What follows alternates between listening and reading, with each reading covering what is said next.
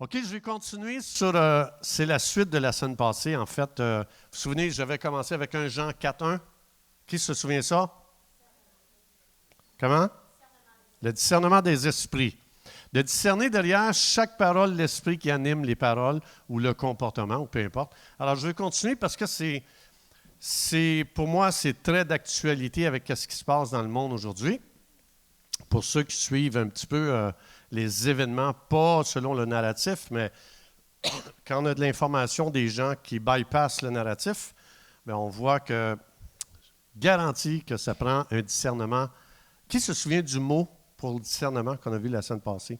Tester. Qui se souvient? Qui?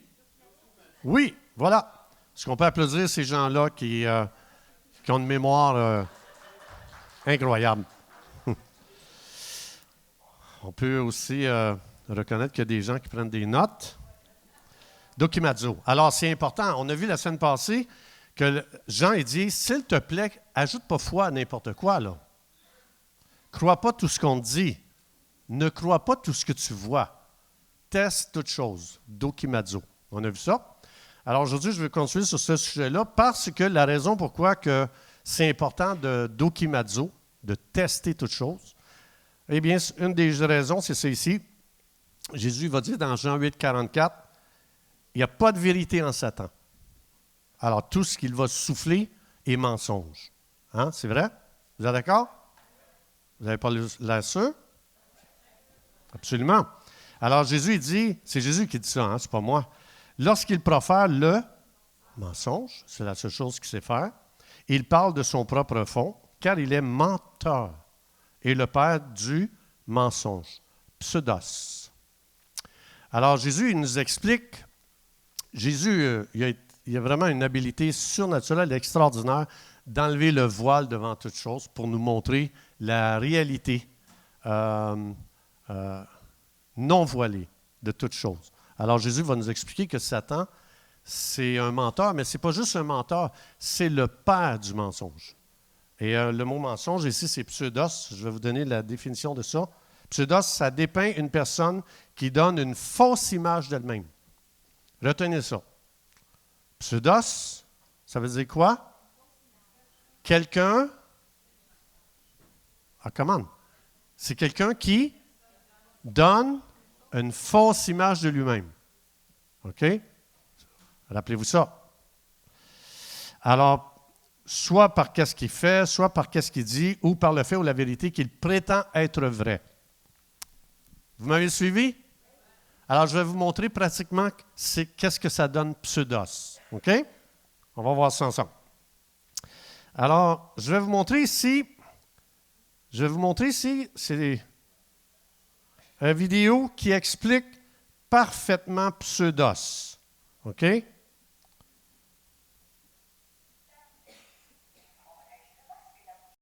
Le masque est l'aboutissement de tout un travail que nous avons effectué à la CIA sur une période de, je dirais, 10 ans pour développer cette technologie.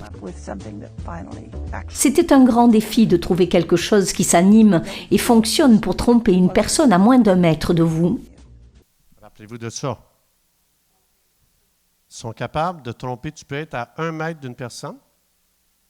Ça, c'est un masque ici. Ils ont développé des masques. Hein, elle explique que c'est la CIA qui a développé ça. Et tu peux être à 1 mètre de la personne dans le masque, tu ne t'en aperçois même pas. Tu ne peux même pas savoir qui est derrière le masque. Mais nous l'avons fait. On a même ramené Hollywood dans nos labos à un moment donné pour leur montrer ce qu'on avait fait. Et ils étaient stupéfaits. Ils étaient absolument stupéfaits. Le fait que nous soyons autorisés de le montrer, d'en parler, me dit que la CIA est déjà passée à autre chose. Je ne sais pas ce qu'ils font, je n'ai pas le droit de le savoir. Je meurs d'envie de le savoir, mais je ne sais pas. Je suis fière de montrer aux gens la performance que nous avons accomplie, mais je les laisse imaginer où ils doivent en être maintenant. Jana Mendez a pris sa retraite de la CIA en tant que chef du déguisement après plus de 25 ans au sein de l'agence. Quand elle est partie en 1993, les masques qu'il fabriquait ne pouvaient pas être détectés dans une conversation en face à face. Ces photos déclassifiées montrent Jana Mendes déguisée lors d'une rencontre avec le président Bush au début des années 90. Bien qu'elle ait été là pour informer le président sur le nouveau programme de déguisement de la CIA, personne dans la pièce ne savait qu'elle portait le masque jusqu'à ce qu'elle l'enlève. Imaginez les progrès qu'ils ont réalisés au cours des 30 dernières années. Imaginez, il y a 30 ans, ils ont développé une technologie de masque qui fait que tu ne pourras jamais savoir c'est qui est derrière le masque. Tu ne peux même pas, tu es à 1 mètre, elle te parle, elle bouge, elle agit de façon extraordinaire. Et je vais vous montrer ici, je ne me souviens plus c'est en quelle année, mais je vais vous montrer ici, je vois que ça sort dans les moniteurs. Alors, ce que je vais faire, je vais monter un petit peu ici les moniteurs, juste pour voir si. Parce que normalement, parce que c'est là que ça sort, je ne comprends pas, je l'ai testé ce matin. Alors ici, regardez bien. Donc ça, après ça, voici ce qu'on a fait avec ça. Ça, c'est une émission de télévision ici. Vous allez voir, c'est assez drôle. Je veux juste vous dire, c'est ce que ça veut dire pseudos. Quelqu'un qui projette une image qu'il n'est pas réellement. Ça veut dire qu'il y a un masque. Au point que si tu n'as pas d'Okimazo, tu ne pourras jamais savoir qui est derrière. Alors ici, regardez bien, à une émission de télévision américaine, vous allez voir ce que ça a donné. Donc, ils l'ont pratiqué partout, hein? Ils l'ont fait un peu partout.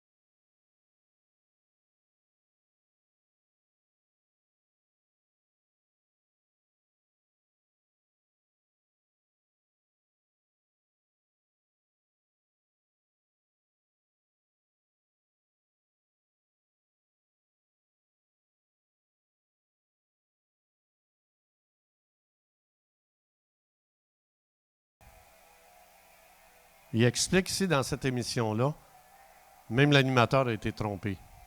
Il ne pensait pas que c'était cette personne-là. Bon. Anyway, voici ce que ça veut dire pseudos. J'explique ça ici parce que vous allez voir que c'est très, très d'actualité avec ce qu'on vit aujourd'hui. Jésus nous a déjà expliqué que Satan, c'est un spécialiste du masquage. C'est un spécialiste. Au point que c'est très difficile de discerner. C'est pour ça, Jean, l'apôtre Jean, il a dit « Ajoute pas foi à tout ce que tu vois. » Hein, l'animateur, là, lui, il a été surpris là, d'avoir... Qui est derrière vraiment ce masque-là? C'est qui?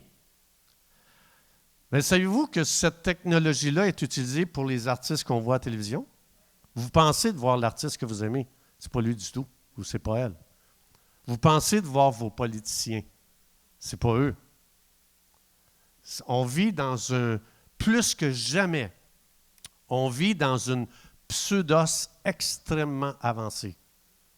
Donc, ça veut dire qu'ils sont capables de tromper. Tu dis oui, mais il n'y a pas la voix du vrai acteur ou du vrai politicien. Attendez. Je ne sais pas si vous connaissez la réalité synthétique. Qui connaît ça ici? Réalité synthétique. Gilles? OK. Gilles, quelqu'un d'autre? Réalité synthétique?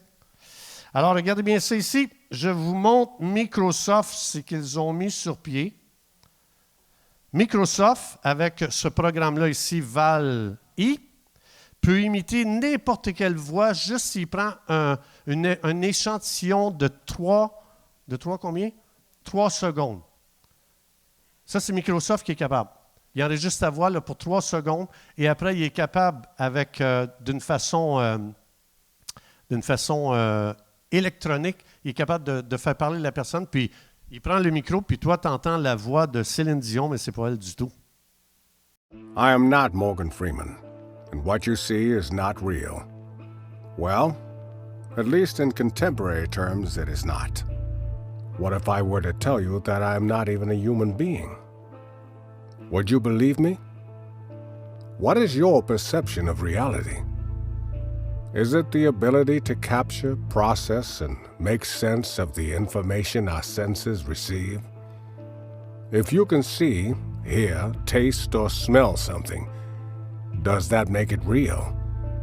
Or is it simply the ability to feel? I would like to welcome you to the era of synthetic reality. Now. Alors, donc, tout ça ici pour dire ceci. Nous vivons dans un faux monde. Nous sommes trompés comme ça. Ils sont capables de nous faire croire n'importe quoi. Pour ceux qui sont un petit peu informés, on nous dit qu'on assiste à un film. Enjoy the show. Vous allez entendre ça. Et parce que ces gens-là connaissent très, très bien la technologie qu'ils utilisent pour tromper les peuples, tromper les nations, tromper le monde au complet. Alors, c'est pour ça que Jésus nous a dit, Satan, c'est le maître du masquage. Right? C'est ça qu'on voit? Alors, ça veut dire, moi, ceux qui ont lu un petit peu la Bible, qui connaissent un peu la Bible, dans Genèse 3, vous remarquez que Satan, le père du mensonge, que Jésus a dit, quel masque a-t-il mis au début lors de la création pour tromper Adam et Ève? Serpent. Jésus le dit, pseudos, c'est quelqu'un qui projette une image qui n'est pas réellement. Satan s'est déguisé en serpent parce qu'il ne veut pas montrer son vrai visage, parce que le jour où tu discernes qui est derrière le masque, c'est « Wow! Hey, non. Moi, là, hey, je n'obéis à rien de ce que tu me dis. » Dokimazo, c'est ça que ça veut dire. Discerner qu'est-ce qu'il y a derrière un masque. C'est ça que ça veut dire. C'est ça que Jean expliquait. Que Dieu nous a donné cette habilité-là ici. Alors, ma question, c'est, puisque Satan, c'est un spécialiste du masque, en 2020, derrière quel masque Satan s'est-il caché? Plus fort? Attends, j'ai pas... ça. Plus fort. En 2020, sous quel masque Satan s'est-il caché? Pandémie ou plandémie. C'est pour ça que je crois c'est vital qu'on soit habilité à dokimazo. C'est-à-dire d'être capable de discerner l'esprit derrière le masque qui envoie ces paroles-là qui contrôlent les peuples. C'est Jésus qui a dit ça, là. C'est Jésus qui explique ça. Maintenant, juste pour vous expliquer, donc, si en 2020, il s'est caché derrière le masque de la pandémie, derrière quel masque Satan se cache-t-il en 2023? Comment? Il est caché encore? Il n'a pas changé, là, il ne se montre pas. Non, il va porter un masque, comme on a vu. Que même s'il te parlait à 1 mètre, tu ne saurais même pas que c'est lui. Une chance, ce n'est pas enregistré. Vous pouvez dire ce que vous voulez, ce n'est pas enregistré. Et vous ne m'offensez pas, hein? Vous ne m'offensez pas. Loin de là. Je refuse l'offense. Alors, regardez bien. Donc, il s'est caché derrière l'image du serpent dans Genèse 3. Et ici, je vous amène dans Apocalypse. Donc, il y en a des années de fêtes. Il y en a des générations de fêtes. Il a traversé beaucoup d'empires et beaucoup de toutes sortes de choses. Et regardez ici, qu'est-ce qui est devenu. Apocalypse, ça, c'est l'eschatologie, donc les événements de la fin. OK? Il a commencé derrière un masque de serpent. Et ici, regardez qu'est-ce qui est devenu. Il fut précipité qui? Le grand quoi? Ah, il n'est plus serpent. Le grand dragon. Mais il va le dire, c'est qui le grand dragon? C'est le serpent ancien. Qu'est-ce qui s'est passé de Genèse 3, serpent, à Apocalypse 12, dragon? Jésus le dit, c'est quoi? Jean 8, 44. De quoi il s'est nourri pendant toutes ces générations-là pour passer de serpent à dragon? Le mensonge. Chaque fois qu'on croit le mensonge, chaque fois qu'on se laisse tromper, ça le nourrit. Son empire devient de plus en plus gros. Évidemment, Jésus est mort à la croix, là, je ne veux pas enlever ça, là, mais il est un dragon là, dans l'Apocalypse. L'idée, c'est que le mensonge l'engraisse tellement, on s'est tellement fait tromper, on a tellement été dupé, qu'il a été très bien engraissé, il a été tellement bien nourri qu'il est devenu un dragon. Il est passé de serpent, il a pris du poids, un peu comme moi, et il est devenu un dragon. Quand même assez incroyable. Et il dit ici, il est appelé le diable, Satan, qui séduit. Hein, je l'ai déjà expliqué ici, planao. Qui se souvient de ce que ça veut dire, planao? Je vais vous donner une chance. Il fut précipité sur la terre. Alors là, planao, ce que ça veut dire, séduire, c'est induire en erreur. Hein, les masques, tantôt, comme je vous ai dit, personne ne discerne ça. Et ça veut dire qu'il va diriger les gens dans la mauvaise direction par le mensonge. Ça, c'est son habileté. Et c'est un spécialiste de la tromperie. Hein, vous l'avez vu en 2020, comment même les églises ont été trompées. Nous qui avons la vérité, nous qui avons l'Esprit de Dieu, nous qu'on dit, normalement, on est supposé avoir le don de discernement, selon la Bible. Alors ici, regardez, planao, ça veut dire, et ça c'est utilisé, ce mot-là, planao, c'est utilisé pour des gens, des faux enseignants, des faux prophètes. Ça, ce mot-là est utilisé. Ça veut dire qu'avec des mots, hein, je parle sur la puissance des paroles, avec des mots, c'est incroyable ce que tu peux accomplir. En trompant avec des mots et en trompant par la vue. C'est fou. On va voir où est-ce que ça va amener, ça. Alors ici, c'est quand même assez incroyable. On continue dans Apocalypse. Je m'en vais un petit peu plus loin. Je m'en vais dans Apocalypse 16. Et je veux parler de la puissance des paroles. Satan a réussi, hein, c'est avec des paroles que trompé Adam et Ève. C'est puissant. Dans Jacques 3, ça dit, c'est tellement puissant la langue qu'elle est allumée du feu de l'enfer puis elle peut brûler une forêt au complet. Ça montre la puissance de la langue. Tout le monde a dit la langue. Je vais vous emmener dans l'Apocalypse. Qu'est-ce que Dieu dit? Apocalypse veut dire enlever le voile. Alors, c'est magnifique. Tout ce qu'on lit là-dedans, ça veut dire attends-toi à avoir une réalité non voilée. Tu vas voir les choses comme elles sont réellement. Alors, on va aller voir ici. On va aller voir vraiment qu'est-ce qui se passe avec ça. Je vis sortir de la... Non, vous n'êtes pas là. Je vis sortir de la...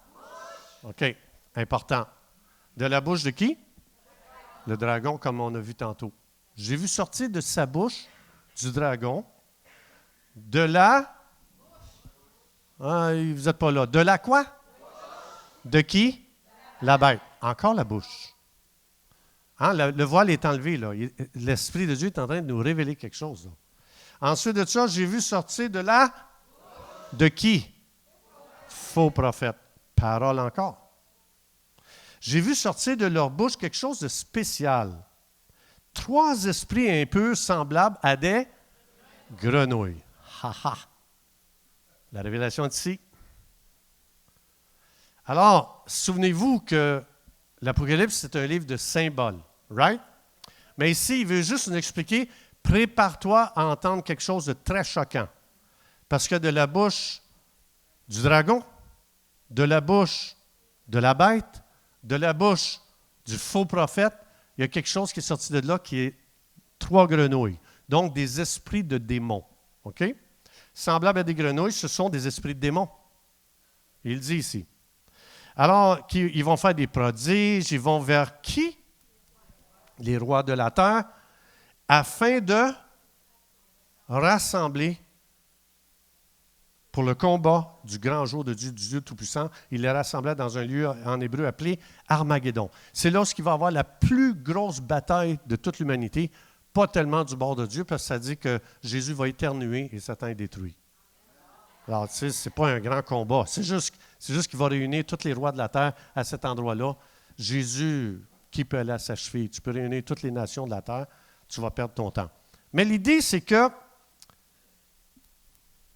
le symbole que l'Esprit de Dieu nous a donné ici, qui est très important, il dit que ces 3 grenouilles qui sortent de la bouche de ces 3 phénomènes-là, et avec quoi la grenouille va attraper sa proie? Encore une fois?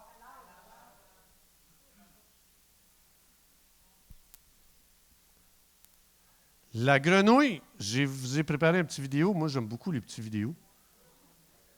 Une image vaut 1000 mots, hein? Alors, on va voir ça ici.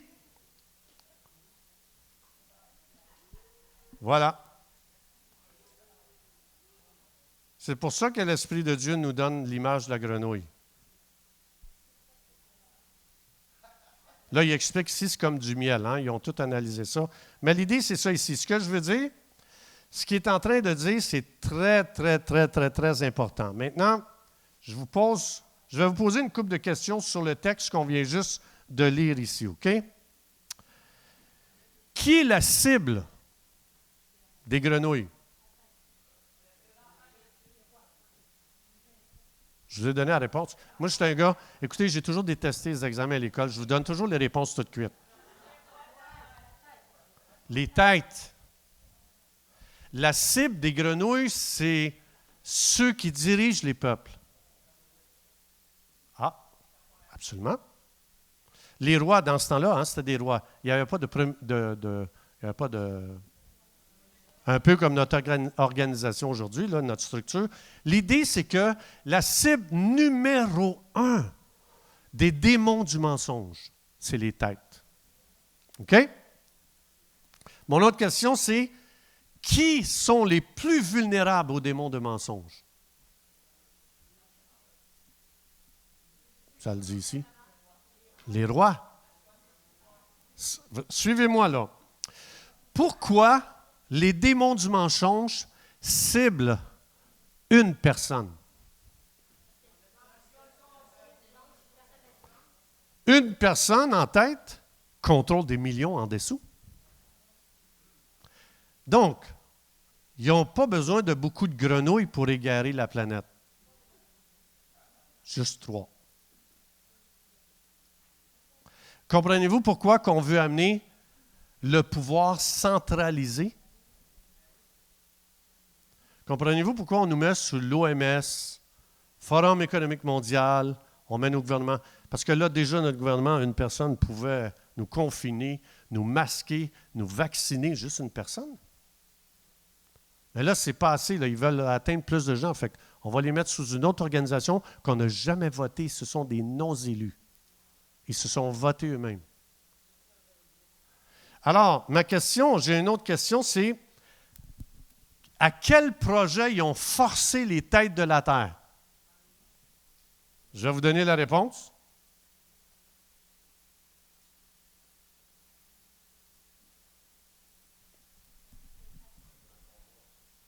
C'était ça leur projet.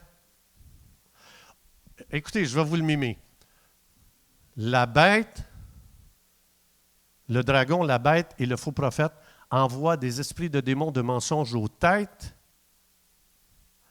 pour livrer le mauvais combat. Vous allez vous lever contre le Dieu Tout-Puissant. Vous allez joindre Satan pour vous lever pour le combat contre Dieu. C'est ça.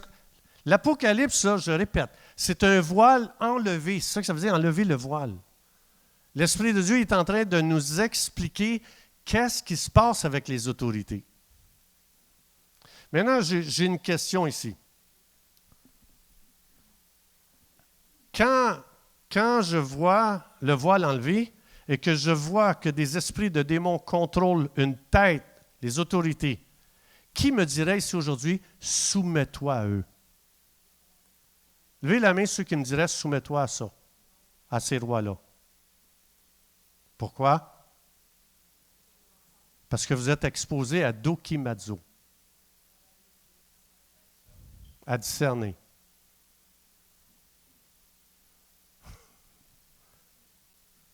Ça, c'est la game dans laquelle on est. Je ne dirais jamais à quelqu'un, soumets-toi à quelqu'un qui est influencé par des démons de mensonges pour t'amener à un mauvais combat, à te soulever contre Dieu. Tout ce qui s'est passé, tout ce qu'on a vécu, tout le contrôle, tout ce que les dirigeants, lorsqu'ils nous ont emmenés, ça a toujours été une attaque contre Dieu, tout le temps.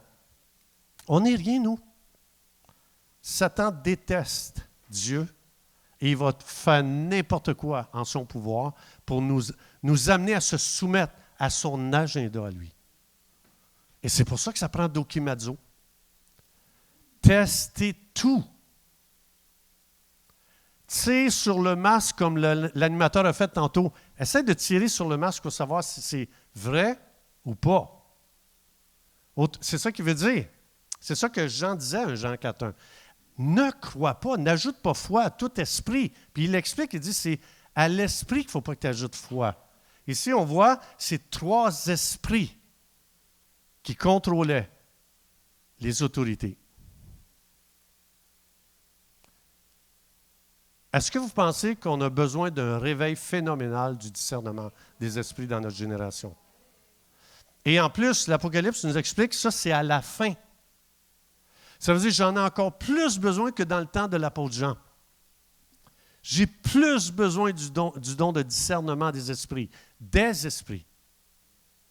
Esprit de grenouille, esprit de démon, esprit de mensonge, esprit d'égarement qui rassemble les gens pour un faux combat.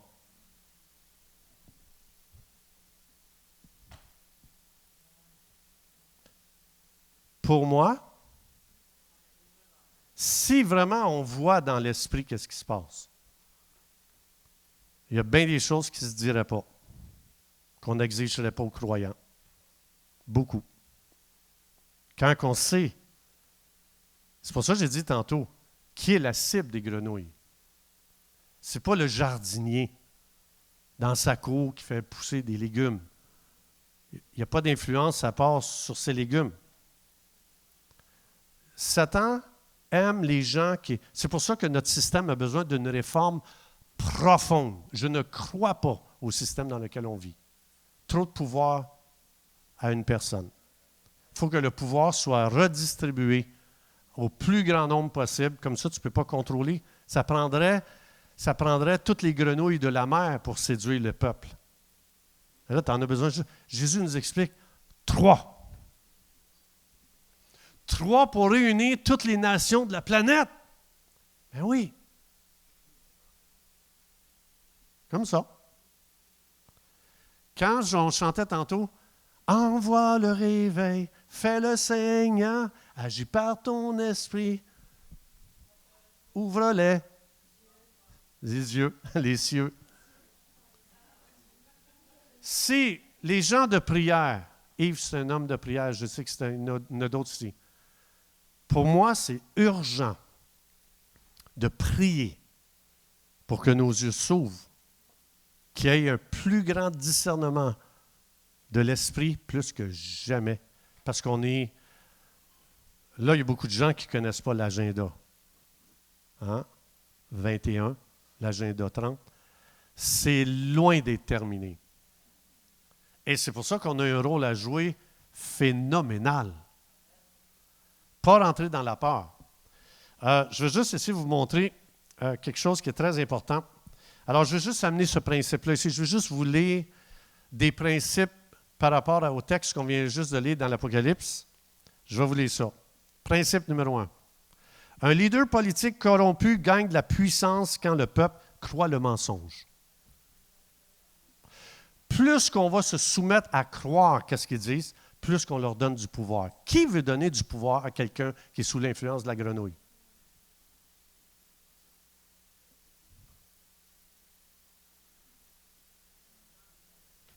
Je continue. Quand le leader voit que les gens croient le mensonge, il va perpétuer encore et encore ce mensonge, même si les spécialistes prouvent que leur mensonge n'est pas vrai, avec des faits. Ensuite de ça, quand les gens n'ont pas le discernement d'Okimazo et croient le mensonge, on passe à un autre niveau. Ça veut dire que l'esprit de tromperie va s'établir comme esprit du gouvernement sur cette nation. Ce que ça veut dire, c'est que la raison pourquoi Satan a besoin de se masquer pour tromper les nations, c'est que quand on n'a pas de discernement, quand il n'y a pas de dokimazo, c'est plus juste un gouvernement qui contrôle le pays. C'est un esprit de grenouille qui contrôle maintenant cette nation. Ça veut dire que le contrôle est passé à un autre niveau. Parce que quand le mensonge n'est pas exposé, n'est pas jugé, Satan, qui a commencé avec un serpent, puisque le mensonge a été cru, il est devenu dragon. Une nation qui ne discerne pas le mensonge derrière ses dirigeants, cette nation-là va passer de dirigeants corrompus, menteurs, à esprit de grenouille qui va contrôler maintenant à un autre niveau cette nation, au point que la nation va se mettre ensemble pour aller livrer le mauvais combat. Ça prend tout un esprit d'aveuglement et de tromperie pour amener toutes les nations à se lever pour un faux combat. J'en vois beaucoup de dépeignés présentement. Alors, ça veut dire que une fois que cet esprit a une emprise sur une nation, l'esprit de mensonge, démon de mensonge, une fois que cet esprit-là a une emprise sur une nation, toute catastrophe peut arriver, la Bible nous dit ici. Quand les grenouilles ils ont ciblé les têtes de la nation, les catastrophes ont suivi parce que ce que ça a fait, ils ont osé se lever contre le Dieu Tout-Puissant. Ça veut dire que les rois ont conduit la nation à la catastrophe la plus grande qu'une nation peut vivre. Tu ne peux pas avoir une plus grande catastrophe que de dire ils ont réussi à nous rassembler pour nous soulever contre le Dieu Tout-Puissant. Il n'y a pas plus grande catastrophe que ça. C'est rien, ça, comparé à Goliath. Goliath, il n'y a rien comparé à ça. Alors, ce que l'Esprit de Dieu veut nous dire, quand la nation est rendue à un autre niveau de contrôle, cette nation-là est en très, très grand danger. Et si les nations ne se réveillent pas, c'est pour ça que je dis ça, pour nous donner la substance pour savoir comment prier, comment lier, délier, prophétiser, décréter. Parce que si nos yeux sont ouverts, je vous garantis qu'on prie très différemment. Alors ici, qu'est-ce que je disais là? Saint-Esprit, j'ai besoin d'aide.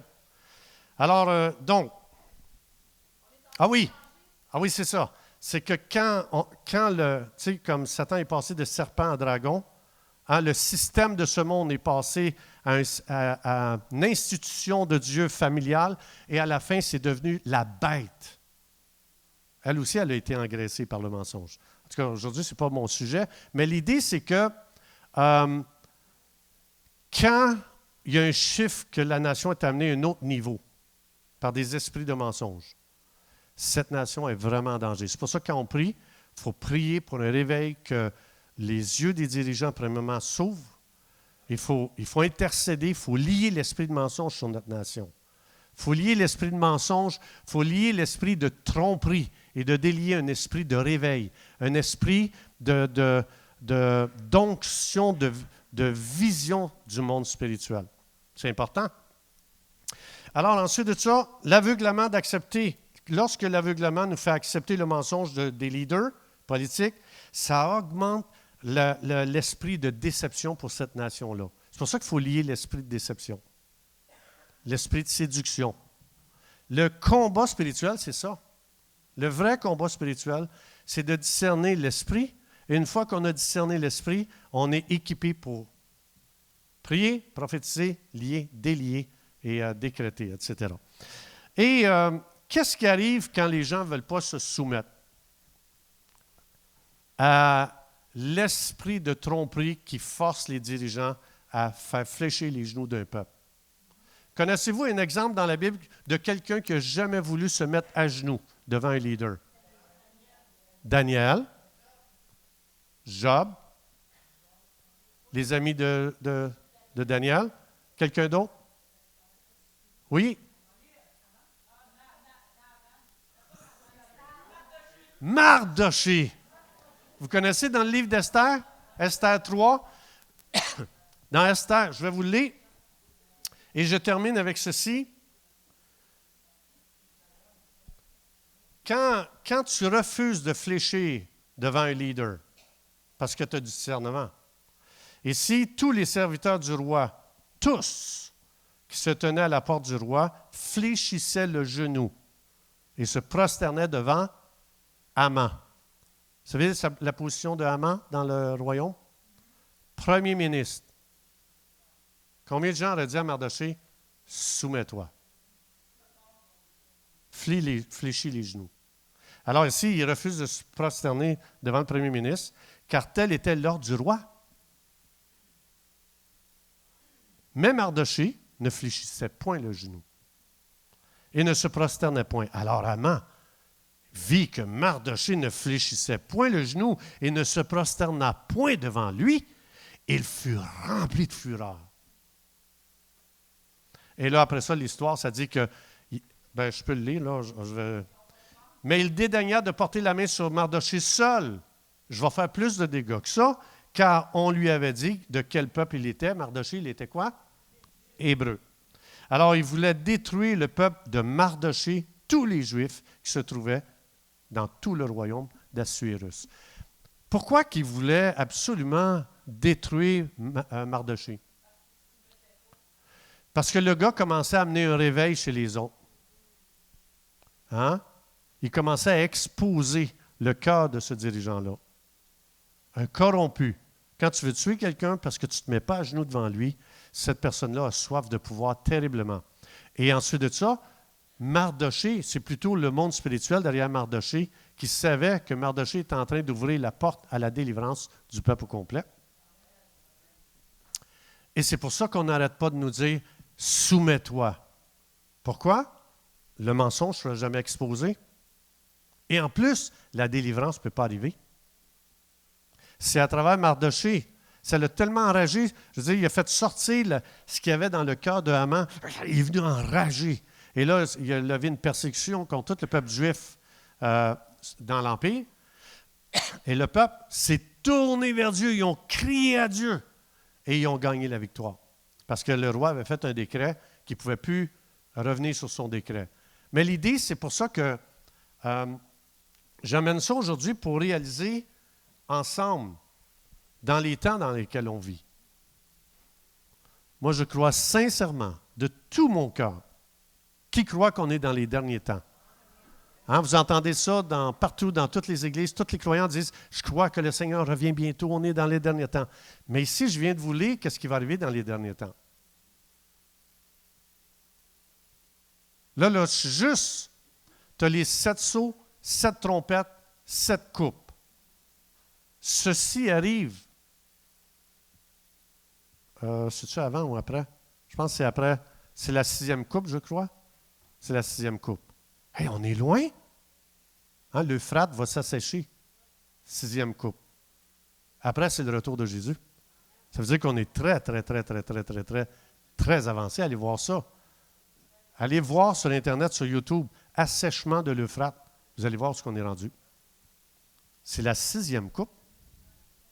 On est très avancé dans le plan de Dieu. Alors, je vais terminer avec ceci. On est tellement avancé que je ne voudrais pas aujourd'hui que quelqu'un quitte ce lieu sans inviter Jésus dans sa vie. Le plus important, la raison pourquoi tu es ici aujourd'hui, c'est que l'Esprit de Dieu te poursuit. Et l'Esprit de Dieu veut que tu saches que Jésus est mort pour toi à la croix. Il a versé son sang pour tous tes péchés. Il est mort sur la croix. Dieu a accepté son sacrifice, il a accepté son sang. Et la seule chose qui peut te permettre d'avoir le pardon de tes péchés, la vie éternelle, de recevoir une nouvelle vie, c'est de regarder aujourd'hui à Jésus et de dire, Jésus, je suis pécheur, je viens à toi, je me repens de tous mes péchés et je t'invite à me donner la vie éternelle, le pardon des péchés. Si c'est ton cœur, fais-le dans tes mots. Parce qu'on ne répète pas quelque chose. On parle avec notre cœur à Dieu. Dieu, c'est un Dieu de cœur. Et aujourd'hui, si tu fais ça, si tu dis, Jésus, viens me sauver. Me sauver, ça veut dire me pardonner de mes péchés, me laver de tout, me donner cette nouvelle vie, un nouveau départ, et je suis assuré de vivre éternellement avec Jésus dans le ciel. Si c'est ton désir, fais juste dire, Jésus, je le veux. Viens dans ma vie, viens dans mon cœur. Et si tu as pris cette décision-là, je t'encourage, partage ça avec quelqu'un que tu connais. Puis, fais-y part de ta décision pour que l'autre puisse prier avec toi, que l'autre puisse t'aider à cheminer dans cette nouvelle vie en Jésus. Père, dans le nom de Jésus, merci aujourd'hui pour la parole de Dieu qu'on a ouverte. Merci de ce que tu n'as rien caché. Tu as tout exposé. Merci de ce qu'aujourd'hui, tu as enlevé ce voile afin qu'on puisse voir les choses comme toi, tu les vois. Et accorde-nous la sagesse, l'intelligence, l'habilité, la dextérité spirituelle de savoir comment prier, comment prophétiser, lier, délier dans ces temps spéciaux ou spéciaux qu'on vit présentement. Et ceux qui sont d'accord, je dis amen. Soyez bénis, bonne semaine.